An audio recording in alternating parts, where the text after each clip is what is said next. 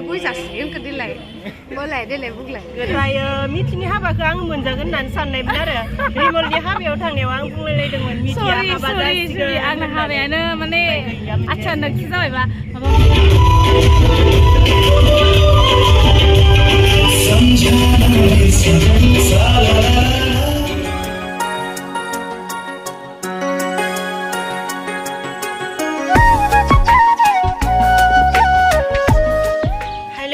खुलुमबाय गिबियावनो लोगोसे आंनि डान्स फुंखा इउटुब चेनेलाव नोंथांमोन बयखौबो बरायनानै लाग्रोनाय जाबाय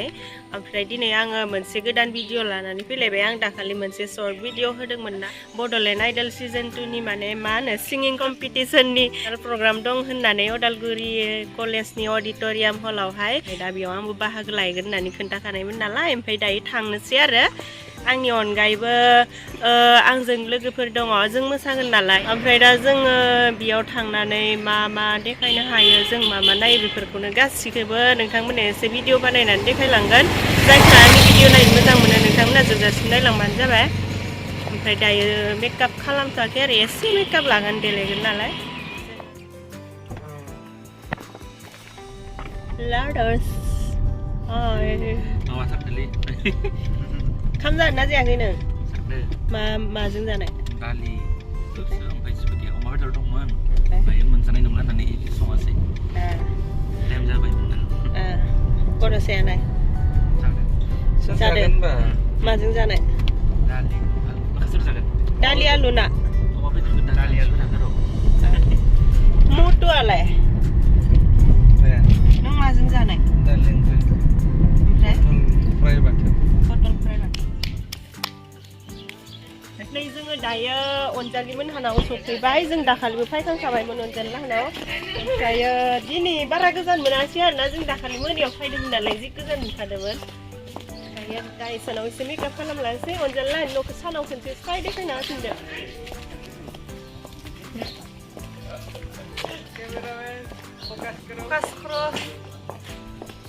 दा जों हाबलांसै आरो ना माने जलि जलि एकदम स्पिड नों हेलो एक घंटा जागोन ना एक घंटा मा दङ होमबा टेन टेन जोङो मेकआप लाखांबाय ओमफ्राय दायो थांसै आरोना टाइमाबो माबासो जालायलांबाय 11टासो जालायलांबाय ओरैनोथ' प्रग्रामा 10टानिफ्राय होननानै बुंदोंमोन आइहा मानो खोमसि दसेनो स्रां जासिगोन र' ओमफ्राय थांबाय थानोसै आरो प्रग्रामालाय जानाया जाबाय दा जिखिजाया जों थांबाय थानोसै न' नै अनजालि क्रिस अनजालि लाहानि न' मालाय अनजालि लाहा जि माहाजोनखा बिल्डिं ओइले बिउटि प्लास जाजोब्बाय गथसाफोरा मा नांजिले नुगुलायला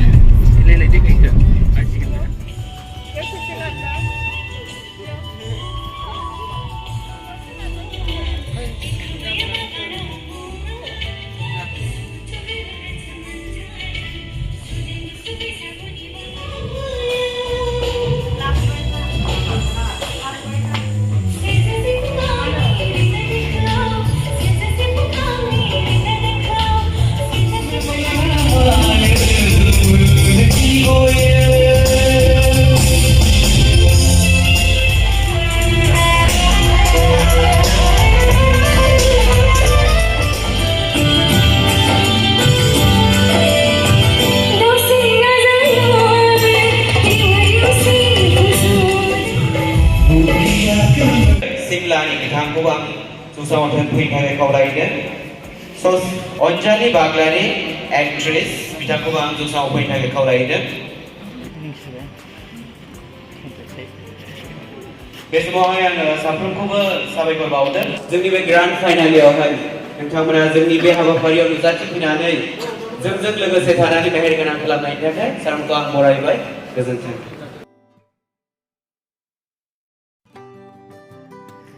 Thank you. नोंथांमोनखौ आं जोबोद जोबोद साबायखर बावबाय जोंजों लोगोसे बे हाबाफारियाव बाहागो लानायनि थाखाय आरो नोंथांमोना जोंनि मुंदांखा आब'देम दैमारि बिथाङा सासे इउटिउबारबो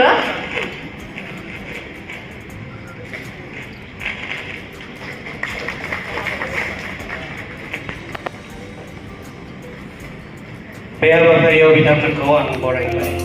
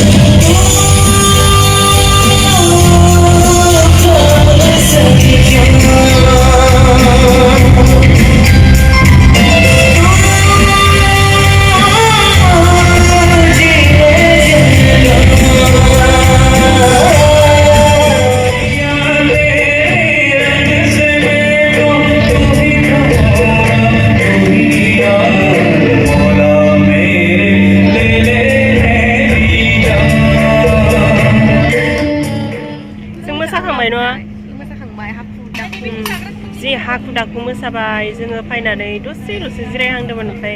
मोसानो लिंहरखाबाय ओमफ्राय मोसाहैबाय एसे दद' मद'सो मोनबाय आं मोसानायखौ दसे जिरायनानै मोसानायबा मोजां जागौमोन आरो ओमफ्राय आरो दा लिंहरथारबाय नालाय आरो माथो खालामबावनो आरो ना र' होननाबो बुंनो हाला बिराद टाइम माबाथार नालाय सर्ट टाइम बेनिखायनो मोसाबाय आरो ना हाखु दाखुनो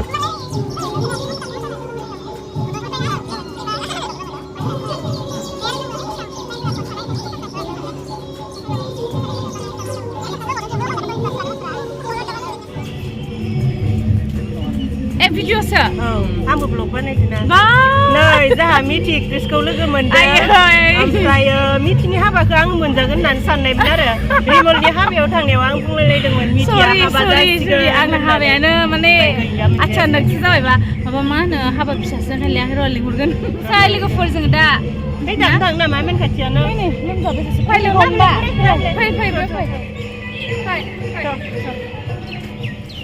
फै सानैबो थादो लोमजाबायना नङाबालाय लोमजादो मुलि जायाखै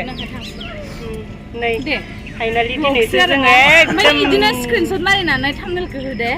जागोन दे माखौबा बुंनोबा बुंदो दे आंनि ब्लगावहाय आरो अन्जुनि ब्लगखौथ' नायबायानो थायो मालाय अन्जुनि ब्लगखौ नायबायानो थायो ओमफ्राय जि मोजां मोसाबाय थायो मालाय फेसबुकाव जाग्रोगोन आङो इउनावसो लागोन नों जाया होमबा जोंना जागोन जि साबा सायख'जाबाय दा बे सायख'नायनि रिजाल्टखौ होनो थांगासिनो दं फोसावनो सानदों मुंखौ मुंख'नायनि लोगो लोगो नोंथांमोना एसे आवगायबोगोन जायफोरखौ मुंखौ मुंख'गोन बिथांमोनखौ आं सिगांथिं आगानसे आवगायबोनो थाखाय खावलायगोन I wish to announce Mr. Dawaharu Busumutari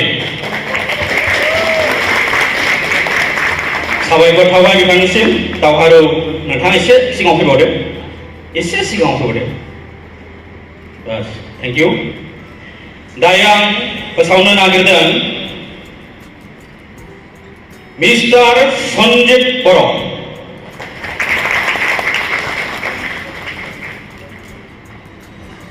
थामथियाव आङो फोसावगोन मिस्टार कामाख्या बर' ब्रैथियाव आं फोसावगोन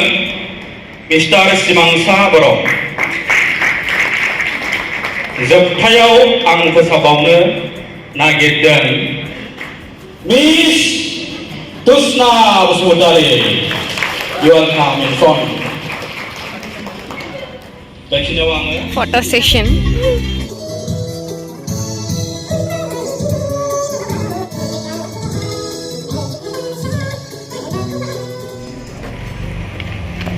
नै जोङो खाम जानो नागिरदों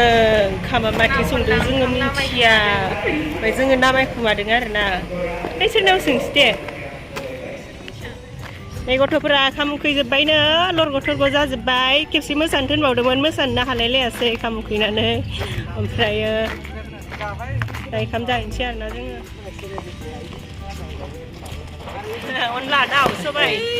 माबा नुद्रायलै आंखो नायलाय नै जोङो दायो ओंखाम जानो फैबाय जोबनायालाय जोबथ'वाखैमोन ओमफ्राय उखैनाया बारा जाबाय बेनिखायनो जोङो जाग्रोनो फैबाय आरो ओमफ्राय जानानै दा दसे नायहैबावगोन मा जायो ओमफ्राय आइटेमफोरा मा माथाय जेखिजाया जों जानायजोंनो लोगोसे देखायगोन र' आइटेमफोरखौ नै जोंना आइटेमा बियो दाउ बेदर लकेल दाउ ओमफ्राय बियो लाब्रा भाजा ओमफ्राय बियो फान्थाव फ्राय ओमफ्राय बियो मा बाथोनथाय दालि बाथोन खोमा ओमफ्राय नै ओंखाम नोंसिजाय मोनथ'वाखै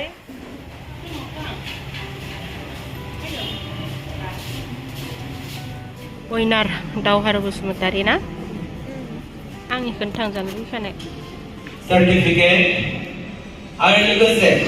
50,000 रांनि चेक बयबो नै जोंना अलंबार एक्टरा दासो मोनफैदों एकदम गोथावसिन लाना फैदोंलै दासो दुगैना फैदों खोमा दासो दुगैना फैदों आंनि ब्लग आच्छा दे माखौबा मोनसे बुंना होलाय आंनि ब्लगाव मोजां बिनानावा ब्लग खालामदों बिथांनि ब्लगखौ बयबो शेयार खालाम लाइक खालाम आंबो खालामबाय थायो आंबो नायबाय थायो खोब नायथावना खोब माने समाव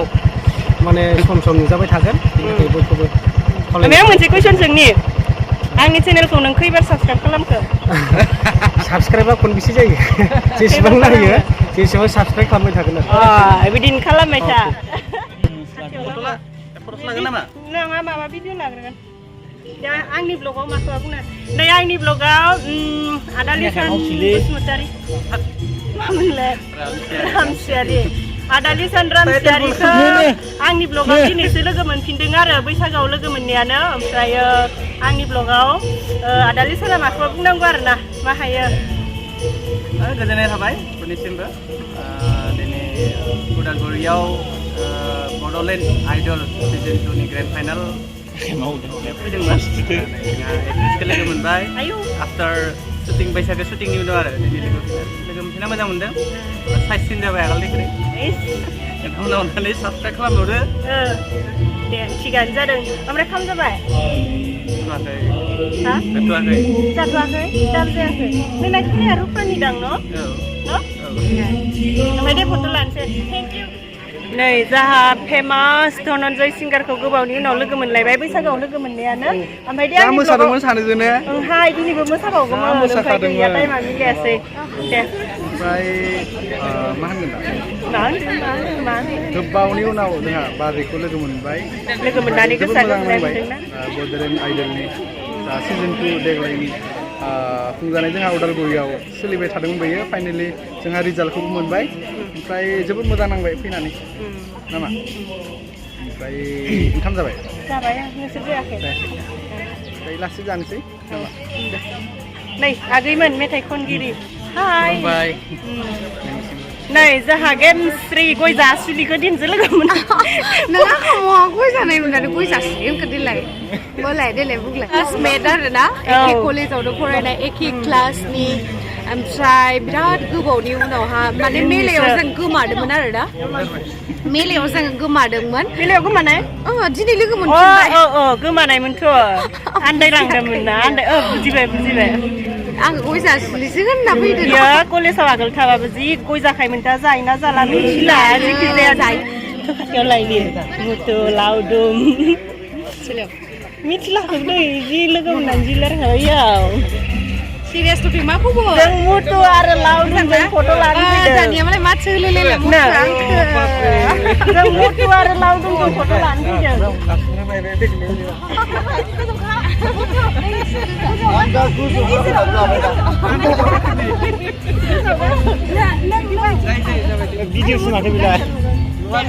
लोगो मोननानै बिराद गोजोनबाय दे दिनै गोबावनि उनाव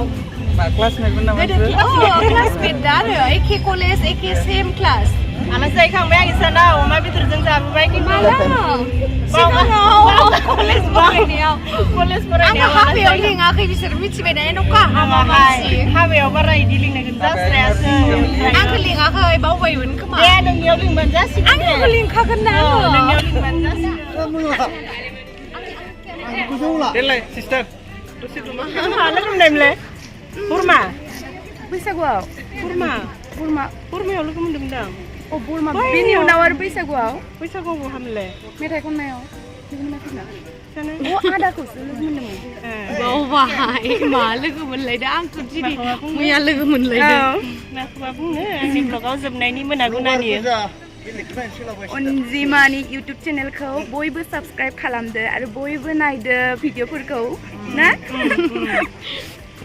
मोजां मोनबाय दिनै बयखौबो लोगो मोननानै बेबायदिनो लोगो मोनबाय थाथों आसा खालामो ना बिदिनो लोगो मोनबाय थानांगौ ज' ज' जाजाय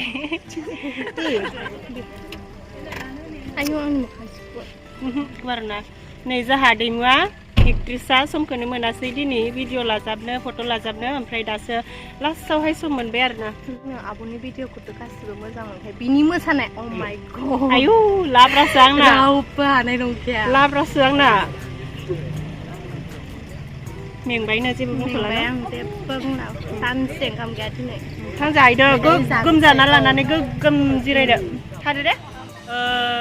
जोब्बाय दिनैनि प्रग्रामा ओमफ्राय दायो जोङो थांनो रेडि जाबाय आरो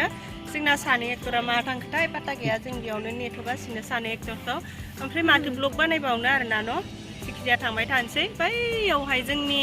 गामि खाथियावहाय लोखि फुजा जादों बेखौबो एसे नायलांसै जुलाफिफोर जालांसै आरो ओमफ्राय बे ब्लगखौ आं बेयावनो फोजोबना गालांसै फुजा नायलांबालाय फुजानि एसेसो ब्लग लालांगोन आरोना आङो फिसानो जायफोरा